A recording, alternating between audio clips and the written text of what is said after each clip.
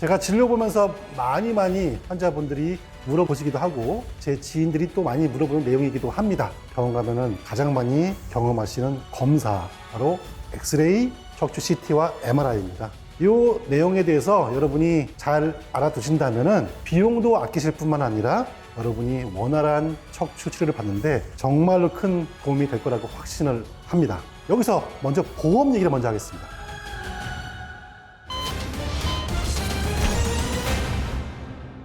안녕하십니까, 건강의 신 구독자 여러분.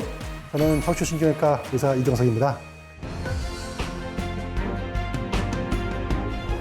척추 엑스레이와 그리고 CT, MRI는 각각 목적이 달라요. 가장 기본적인 검사는 바로 엑스레이이기도 하는데요. 여기서 먼저 보험 얘기를 먼저 하겠습니다. 의료 보험이 되는 검사는 무엇이냐? CT 그리고 엑스레이입니다. 척추 MRI는 굉장히 일부분에 한해서만 의료보험이 되고요. 대부분은 의료보험이 되지 않는다고 여러분이 알고 계시면 됩니다. 먼저 엑스레이는 뼈의 모양을 보는데 가장 중요한 검사입니다. 척추가 옆으로 휜 측만증이 있는지, 후만증, 전만증, 각각의 척추의 각도와 모양을 보는데 굉장히 중요한 검사고요. 척추 골절을 볼 때도 이용하기도 합니다. 하지만 이 엑스레이는 이런 척추 뼈의 모양을 보고 나서 그 외에 협착증과 디스크가 있는지 없는지에 대해서 추측, 그 이상은 알기 힘들거든요. 그래서 엑스레이가 정상이라고 해서 허리 디스크라든지 협착증이 없다라고 설명한다면 틀린 설명입니다. 제가 가끔 경험하거든요. 다른 병원에서 엑스레이 찍고 디스크가 없다고 하던데요? 라고 설명 듣고 오셨는데 그렇지 않습니다. 디스크가 있을 수도 있습니다. 따라서 엑스레이는 협착증과 디스크 질환의 확진을 하기 위한 검사는 아닙니다. 가장 기본적이지만 확진할 수가 없다. 하지만 필수 검사가 맞습니다. 만약에 여러분께서 엑스레이를 찍은 적이 있다. 그래서 그 검사한 게 얼마 안 됐다. 복사해 오신다면은 굳이 타 병원에서 또 엑스레이를 찍지는 않습니다. 근데 사실은요, 비용 차이가 얼마 안 납니다. 복사하는 비용이나 새로 와서 병원에서 엑스레이 찍는 비용이 사실은 차이가 없기 때문에 제 생각은 엑스레이만 찍었다면 굳이 복사할 필요는 없다. 그래서 그냥 방문한 병원에서 엑스레이 찍어라. 그것이 꿀팁입니다. 두 번째, CT입니다. CT는 제가 MRI와 어떻게 차이를 설명드리냐면요. CT는 돋보기다. 그리고 MRI는 현미경이다. 설명합니다. 자, 돋보기와 현미경 정확도에 따라서는 당연히 차이가 있죠. 현미경이 훨씬 더 정확합니다. 하지만 돋보기가 현미경보다 좋은 경우도 있습니다. 좀 더 넓게, 정말 간략하게 보는 데는 돋보기만큼 좋은 검사가 없죠. 간단한 검사를 하기 위해서 굳이 복잡한 MRI를 찍을 필요가 없기도 하거든요. 자, CT는 주로 어떨 때 유용하느냐? 여러분의 뼈 질환, 뼈에 관련된 질환을 검사하는 데는 굉장히 좋은 검사예요. 뼈가 문제 있는 경우 뭐 있죠? 척추 골절. 그리고 뼈가 너무 과하게 자라서 신경을 누르는 질환도 있거든요. 이렇게 뼈와 관련된 척추 질환에는 CT만한 검사가 없습니다. 하지만 이 디스크 탈출증과 협착증이 CT로 보이기도 해요. 보이기도 하는데 이게 좀 정확도가 떨어집니다. 제가 비유하면 실루엣, 그림자로 보이거든요. 이렇게 희미하게 보이기 때문에 정확하게 알 수는 없다는 단점이 있어요. 하지만 진단하는 데는 어느 정도 됩니다. 자, MRI가 정말로 좋은 검사입니다. 사실은 MRI는요, 협착증과 디스크를 진단하는데 가장 유용하고 가장 정확한 검사이죠. MRI 관련해서 많이 물어보는 질문은 꼭 찍어야 되냐 많이 물어보고, 꼭 찍어야 대한 기준은 사실은 의사 선생님 판단인데 비용 문제. MRI가 훨씬 비싸니까. MRI는 의료보험이 안 되니까 척추 골절과 종양 말고는 잘 안 되거든요. 그래서 비용이 문제가 되기 때문에 CT 찍는 거예요. 사실은 제 생각은 그래요. 비용이 너무너무 부담이 되면은 MRI 대신 CT로 먼저 찍을 수도 있어요. 그런데 CT에서 협착증과 디스크가 없다면 MRI 찍을 필요가 없을 수도 있어요. 비용이 훨씬 싸거든요. 그런데 만약에 반대로 CT를 찍었는데 협착증과 허리 디스크가 보인다면 MRI를 또 다시 찍는 번거로움이 생길 수도 있습니다. 왜냐하면 아까 말씀드렸죠? CT는 뼈를 보는 데 유용하기 때문에 MRI 찍었다가 뼈에 문제가 발견되면 또 CT를 찍는 경우도 있습니다만 흔치는 않죠. 근데 비용만 사실은 큰 문제가 되냐면 척추 질환에 MRI가 가장 좋죠. 더 좋은 이유가 있어요. 바로 MRI는 척추 협착증과 디스크뿐만 아니라 더 많은 정보를 담고 있습니다. 뭐죠? 바로 여러분의 근육을 자세히 볼 수 있어요. CT는 여러분의 근육을 볼 수가 없습니다. 본다 하더라도 굉장히 제한적인데 MRI는 근육을 자세히 볼 수 있기 때문에 치료뿐만 아니라 앞으로 여러분의 예후, 어떤 운동을 해야 되고 뭘 주의해야 되고 이런 치료의 계획을 짤 수 있다는 장점이 있죠. 왜냐하면 협착증과 디스크는 치료가 중요한 것뿐만 아니라 앞으로 재발도 막아야 되거든요. 그 재발을 막기 위해서는 각각 그 환자의 근육을 봐야 됩니다. 근육의 좌우의 모양이 다른 경우, 근육이 너무 빈약한 경우, 체지방이 너무 많은 경우, 이런 게 앞으로 각각 이 환자들의 협착증과 디스크의 재발 요인이 되거든요. 정말 좋은 척추 의사라면은 협착증과 디스크를 치료함과 동시에 MRI 본 다음에 체지방을 빼기 위해서 어떤 운동을 해야 되는지. 예를 들어서 척추가 너무 안 좋으면 함부로 뛰면 안 되거든요. 그러면 그 환자에게 필요한 유산소 운동이 무엇인지 설명해야 되고요. 좌우 밸런스가 안 맞다 그러면은 역시 디스크가 악화되지 않도록 여러분이 해야 될 밸런스 운동이 무엇인지, 각각의 근육을 증량시키기 위해서 필요한 운동이 무엇인지를 설명을 할 수가 있어야 됩니다. 그 비싼 MRI를 찍고 그런 설명을 듣지 않는다면은 사실은 1박에 4, 50만 원, 6, 70만 원짜리 호텔에 가서 잠만 자고 오는 거예요. 충분히 누리셔야죠. 그죠? 여러분이 그래서 MRI 찍는다면은 자세하게 물어보셔야 돼요. 예, 의사 선생님들을 괴롭혀야 됩니다. 그래야지만 여러분이 정당하게 가격을 지불하고 비싼 검사를 한 그 노력이 보상을 받는 겁니다. 먼저 물어봐야 될 것은, 선생님 저는 디스크가 무엇 때문에 생겼을까요? 라고 물어보셔야 됩니다. 저는 모르죠. 그러면 진짜 안 좋은 의사예요. 의사 선생님들은 무슨 일 하세요? 라고 물어보셔야 돼요. 예를 들어서 제가 해볼게요. 그분이 MRI 찍었는데 디스크가 있습니다. 있는데 근육이 너무 없어요. 그냥 운동을 하세요 라고 하면 안 됩니다. 왜냐면 근육이 너무 없는데 그분의 직업이 애 새쌍둥이 엄마예요. 그러면은 그분은 운동할 수가 없어요. 그죠? 이제 태어난 지 한 1년도 안 된 새쌍둥이 엄마는요, 나가서 유산소 운동을 할 수 없습니다. 그러면은 그 엄마에 맞는 운동을 짜줘야 되겠죠. 예를 들어서 근육을 기르기 위해서 어떤 운동을 해야 되는지, 집에서 할 수 있는 운동이죠. 대표적인 게 플랭크 같은 거, 그다음에 버드독 같은 집에서 홈트 할 수 있는 운동을 설명할 수가 있습니다. 그래서 선생님 저는 디스크가 왜 생겼을까요? 그리고 선생님 제 근육은 어때요? 제가 필요한 운동은 무엇일까요? 라고 물어본다면 선생님이 좀 귀찮더라도 답을 해줄 겁니다. 그래서 핵심, CT는 MRI와 상호 보완적인 관계인 것이지 대체할 수 있는 검사는 아니라는 것을 여러분이 알고 계셔야 됩니다. 치료를 먼저 해보고 나중에 안 되면 MRI 찍을 수도 있어요. 그거에 대해서 여러분들 이해하셔야 돼요. 처음부터 MRI 찍지 왜 고생시켰냐 이런 말을 하셔야 나중에. 근데 처음부터 MRI 찍으려면 돈이 많이 드니까 정말로 필요한 경우 아니면은 대개는 물리치료, 약물치료를 먼저 해보고 증상 보고 MRI를 찍는 게 원칙이긴 합니다. 의사 선생님들이 얘기도 들어보고 진찰을 했을 때 이거는 MRI를 찍어야 될 필요가 있구나 할 때 찍는 겁니다. 바로 MRI 찍을 수 있다면 사실은 의사 입장에서 편해요. 바로 그냥 나오니까. 근데 그렇게 한다면 대한민국의 모든 척추 질환 환자들이 다 MRI 찍어야 되니까 첫날에 그거는 사실은 불가능하고요. 먼저 이분이 허리 디스크라든지 협착증이 의심이 된다고 판단이 될 때 MRI를 찍자고 얘기를 할 건데 그렇지 않은 병원도 있겠죠. 그거는 환자분들이 잘 감별을 하셔야 됩니다.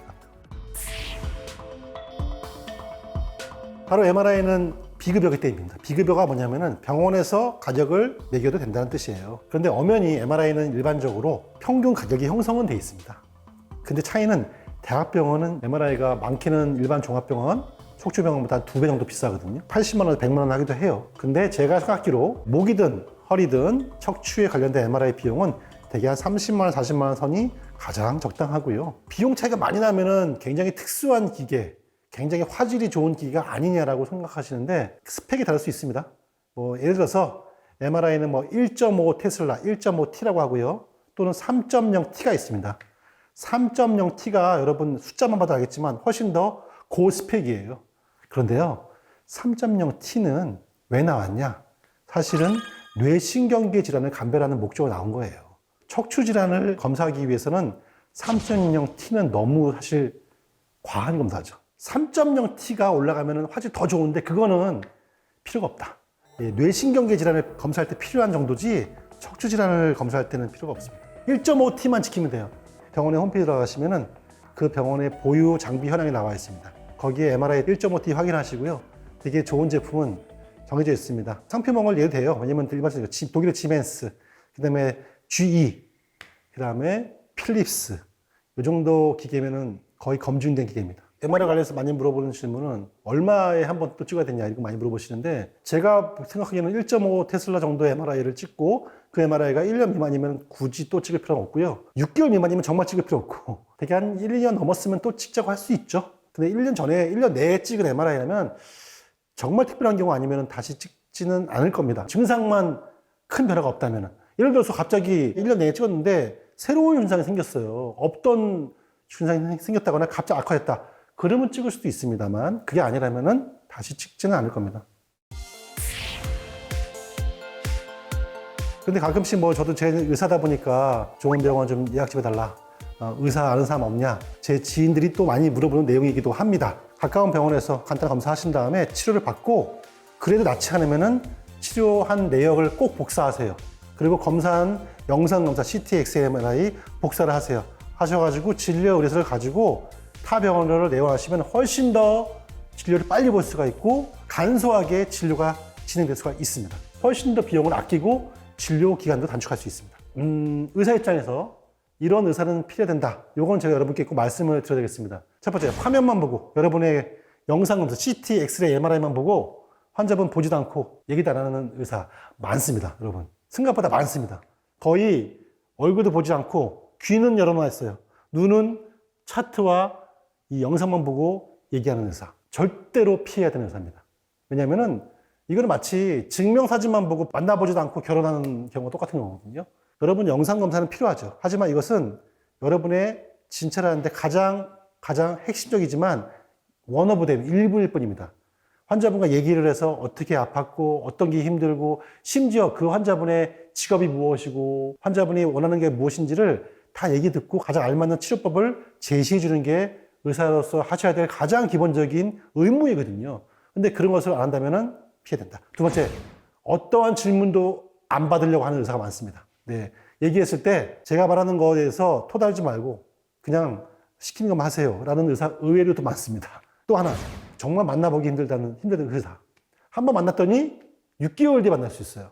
예약하는데 4개월 걸렸는데 한번 5분 진료 보고 다음 진료는 6개월 뒤에. 엄청 스타 의사입니다. 진료가 1년 밀려 있어요. 정말 훌륭하시기 때문에 진료가 1년 밀려 있지만 여러분한테는 최악입니다. 왜냐면은 척추 관절 질환은 팔로업 이런 내원을 많이 하면서 계속 과정을 이해하고 피드백을 주고 필요하면은 치료도 바꿔야 되고 하는 과정이 필요한 거예요. 부부간의 대화가 필요하듯이 의사와 환자분과 가장 많은 대화를 해야 될 질환이 바로 척추 관절 질환입니다. 그런 대화를 6개월 만에 한 번 하시다면은 어쩔 수 없이 여러분은 그 의사를 피해야 됩니다. 그리고 제 생각은 척추 치료 의사라면은 주사 얘기를 해보고 싶어요. 주사는 저는 진료본 의사가 직접 놔야 된다고 생각합니다. 근데 이제 아무래도 대학병원 같은 경우는 한계가 있습니다. 대학병원은 저는 뭐 어쩔 수 없이 예외가 있다고 생각합니다. 대학병원 같은 경우는 워낙 규모도 크고 환자분도 많기 때문에 교수님이 직접 주사를 놓을 수가 없어요. 주사실이 또 멀리 있거든요, 대학병원은. 근데 일반 병원은 주사실이 진료실 옆에 있거든요. 직접 주사를 놔야 된다고 생각해요. 그 이유는 주사를 놓을 때 느낌이라는 게 있습니다. 아, 내가 생각했던 질환이 맞구나. 근데 아니었네? 내가 주사를 놓을 때 이 환자분이 느끼는 통증이 별로 오지 않는 경우가 있거든요. 이러면은 이거 틀렸구나. 주사라는 것은요, 치료의 의미인 동시에 진단에도 굉장히 큰 도움 됩니다. 그런데 내가 직접 의사가 놓지 않는다면은 그러한 주사를 통해서 내릴 수 있는 진단을 다 놓쳐버립니다. 그래서 직접 놔야 된다. 직접 놓지 않는 이유는 뭐다? 저는 단언코 귀찮다. 힘들어요. 진료 보고 주사 놓는 게 사실은 굉장히 힘듭니다. 제가 이렇게 바싹 늙은 이유는 정말 힘듭니다. 예. 진료 시간에 왔다 갔다 하는 게 보통 일 아닌데 만약에 직접 주사를 놓을 수 있는 체력과 인내력이 없다면은 저는 내려놔야 된다. 그 정도면. 그만큼 의사한테는 직접 주사 놓는 것이 중요하다고 생각합니다. 그리고 또 하나 5툴 플레이를 아세요? 야구에서 5툴 플레이요. 안타 잘 치고 홈런 잘 치고 장타력, 그 다음에 출루율, 그 다음에 주행 능력. 그 5툴 플레이를 굉장히 최고의 야구 선수 치거든요. 의사도 제가 보기에는 5툴 플레이 필요합니다. 수술 잘해야 되고요. 친절 설명해야 되고 비수술도 직접 해야 됩니다. 수술만 잘하냐? 아니에요. 비수술, 시술도 직접 해야 되고 주사도 놔야 됩니다. 이게 중요한 이유는 그래야지만 환자분들한테 필요한 치료법을 제시할 수가 있어요. 예를 들어서 제가 주사만 놓는 의사다. 아니면 수술 외에는 아무것도 할 수 없다. 그러면은 자기가 할 수 있는 것만 제시하게 되겠죠. 이분이 수술을 해야 돼. 근데 난 수술할 줄 몰라. 그러면 계속 수술이 필요합니다라는 말을 안 할 겁니다. 물론 아주 일부의 경우만 그렇습니다. 주사와 약만 주겠죠. 하지만 반대의 경우 수술만 할 줄 의사는 또 수술만 합시다 하겠죠. 그래서 여러분이 만나야 되는 정말로 가장 좋은 척추 의사는 주사와 시술과 수술도요. 크게 하는 수술 아니면 내시경 수술, 최소적인 수술 다 할 줄 아는 의사여야 됩니다. 사실은. 이거를 알아보는 방법이 무엇이냐? 일단 홈페이지에 그분의 그 양력에 그분의 할 수 있는 그 수술 종류를 한번 읽어보세요. 뭐 시술도 있고 수술도 있고 수술 종류가 많을 거면 읽어보시고 아니면은 수술 받았던 환자의 소개, 추천 뭐 그 정도 된다면 크게 어렵지 않게 알아볼 수 있을 겁니다. 척추 치료에서 의사를 잘 만나고 안 만나고는 제가 보기에는 운명이 바뀐다고 봐야 됩니다. 첫 단추가 중요하기 때문에 첫 단추 잘못 끼워버리면 평생 고생하거든요. 예를 들어서 수술이 필요 없는데 수술을 한다거나 수술을 했었어야 되는데 안 하고 시술만 하다가 놓치는 경우는 돌이킬 수 없죠. 그래서 좋은 의사를 만나는 것이 굉장히 중요합니다. 오늘은 여러분께 설명드린 척추 질환의 영상 검사의 중요성, 좋은 의사의 기준과 안 좋은 의사의 기준에 대해서 간략하게 설명드렸습니다. 간략하지만 제가 말씀드린 이 모든 내용만 잘 숙지하신다면 여러분이 정말 척추 질환 때문에 고생하고 상처받고 돈을 낭비하고 시간을 낭비하는 일을 제가 보기엔 많이 줄일 수 있을 거라고 생각합니다.